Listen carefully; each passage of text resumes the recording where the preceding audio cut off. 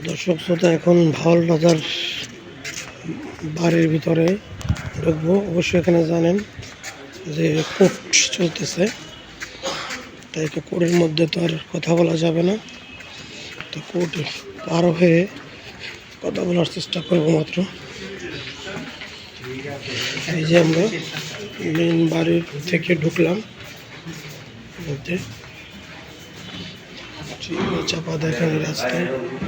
এই যে দেখেন যে একটা সিঁড়ি হচ্ছে লোয়ার সিঁড়ি, বুঝছেন? এই যে দোতলায় যাওয়ার জন্য আবার চেপে দিয়ে বের হয়ে যাবো। এই ভাই একটু চেপে দিয়ে বের হচ্ছি। নারী অনেক লোক আসতেছে। দর্শক আমার সাথে থাকুন, দেখাবার চেষ্টা করছি মাত্র।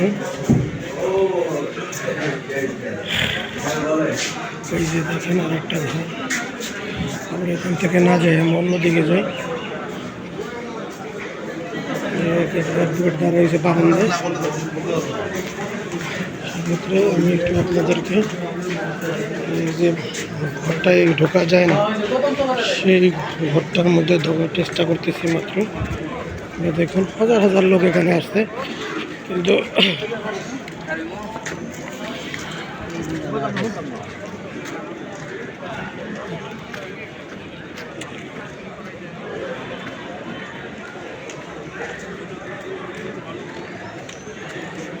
এই ঘরটা কখনোই খোলা যায় না, মানুষে বলে। আসলে আমরা এটা জানি না যেটা আসলে কি কত সত্য কত মিথ্যা,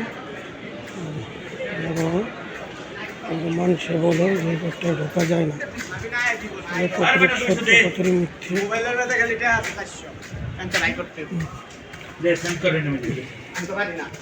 সত্যতা। এই যে পিছনে ফটো, যে বাড়ির ঢোকা যাচ্ছে না, যে বাড়ির কথা কিছুক্ষণ আগে বললাম। দর্শক তো আমার এখানে কিছু কারণে আমার কথাটা আস্তে আস্তে আসতেছে। এই যে কাঠের সিঁড়ি, যে কাঠের সিঁড়ি এখন আর নেই। আর এই কারণে এই দেখবেন এখানে হাজার হাজার লোক পরিদর্শন আছে। আরও ঠিক আছে, চাপাই লোকের অভাব না।